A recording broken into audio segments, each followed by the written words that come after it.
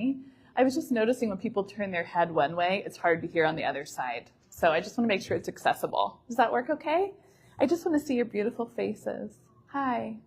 Thanks for being here. You're also in a body, so just check in for a second. There it is. There's your body. This was set up so well. My name's Kelly Burns. I am an academic researcher and also a consultant and a coach doing people and culture work in organizations. And I love how this was set up. So we had Karen with the 2 different sandals, which I was like, oh my gosh, Karen just forgot to be in her body that day, which is what I help people do. And then we had Kaylee, who was like, remember, it's everybody together with mutuality. And that was so loving. And this is about love. This is a love ethic, to be in your body and to work together as a family, which Luann reminded us that a lot of organizations can feel like dysfunctional families, okay? And then I snapped for that because that is what it feels like in so many spaces. So I am here to teach you today about what I do, and I help leaders unlock somatic literacy. So literacy is about reading the word and the world, and somatic literacy is about reading your body.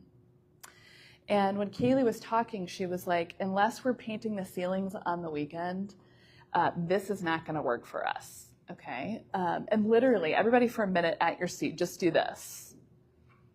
My teacher used to call it, Max Strauss calls this the Facebook pose. That was like from the 90s, right? Like, how's that going, right? Literally, your heart is closed off.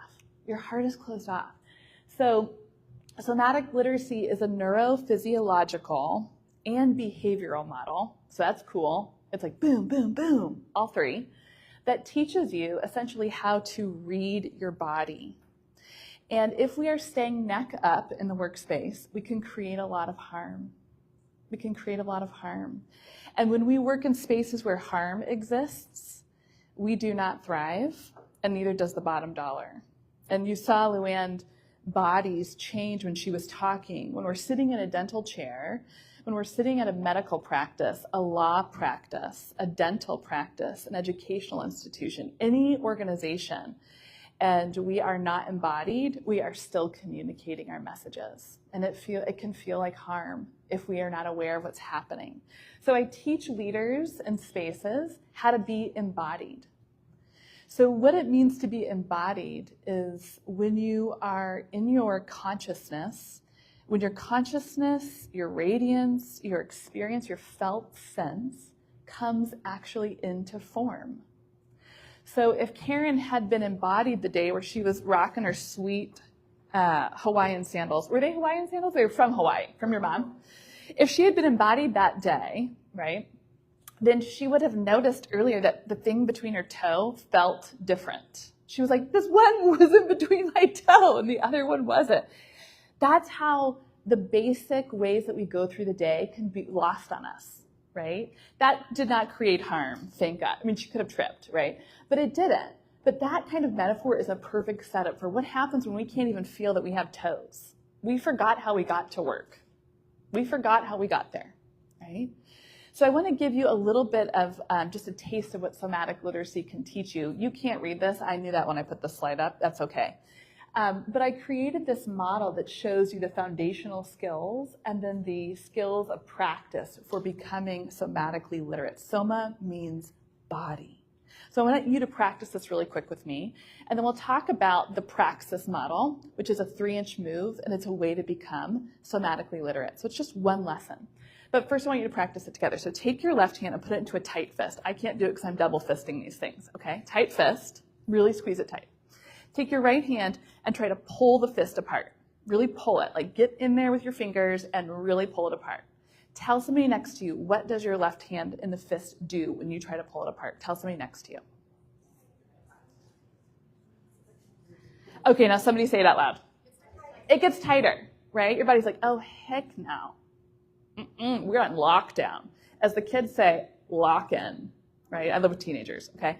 Now, take your right hand, really lock in on your left fist again, squeeze tight. Take your right hand, open it, keep it in an open 5, and put it on top of the fist. Now tell somebody next to you what your fist did. It relaxed. Isn't your body wise? In education, in our higher ed, in all the institutional knowledge, we get neck up training. We do not get neck down training. Your body has wisdom. So that's what somatic literacy teaches. And why does it matter in organizations, in practices? Because you build your courage, your communication, and your clarity when you're working neck up and neck down. This is not a message of like, go ahead and turn off your brain. We're not worried about those skills anymore. Just lock in, right? We're not doing that. It's the both and. The both and working together holistically. That becomes sustainable in our work. And what happens is our roles start to grow our souls. That's cool. Isn't that cool? So you go to work in your whole body and you're like, dang, I feel good. Right? And then there's days where you catch yourself trying to lock in and pull and pull and pull, and you're like, that is not it. That ain't it. That is not the way today. I got to remember, keep an open hand. Come back to a love ethic in this work. That's what embodied leadership is. That's what I teach. And we can lead from any space, folks. So we can lead from the chair. We can lead as a patient. We can lead as a client. We can lead as a hygienist. We can lead as the owner. We can lead as a CEO. We can lead from any space because we all share the same. We have bodies and brains and big hearts, really big hearts. And we have to do that in order to grow authentic and resilient workplaces where people stay, where they stay. Because it doesn't feel like Luann's just, the dysfunctional family of an organization. And like Kaylee said, what was her statistic? Like 42% of people didn't come back to hygienist work after COVID. Yeah, that's a problem. That's a problem.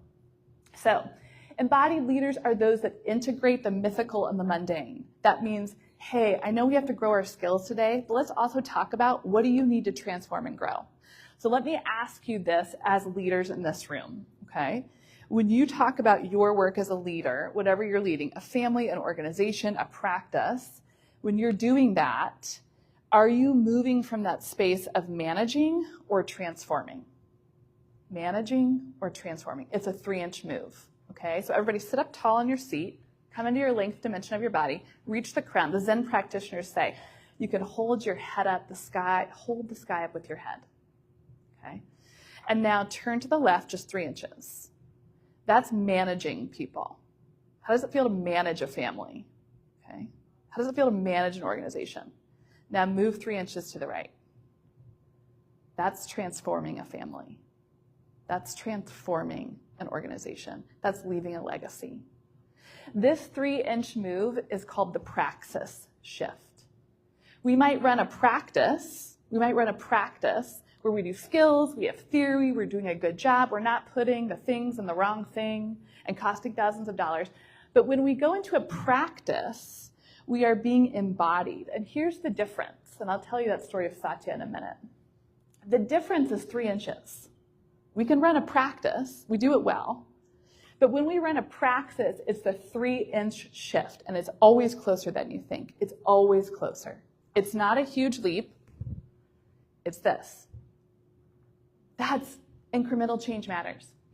So when we lead from practice to praxis, it shows up in these small, tiny moves. That's how cultures of spaces and families are built. It's how you respond to failure. What story do you tell when we make a mistake? How do we communicate care in the 3-inch move? This is the difference between practice and praxis. It's how we build relational trust. It's what happens when there's harm and we have to repair it. That is the difference between I run a practice and we do well versus I run a praxis and it's collective and it's humanizing and it's run on a love ethic. And we do really well here because it feels good to be here. That's what I do. So the praxis shift moves from here to here.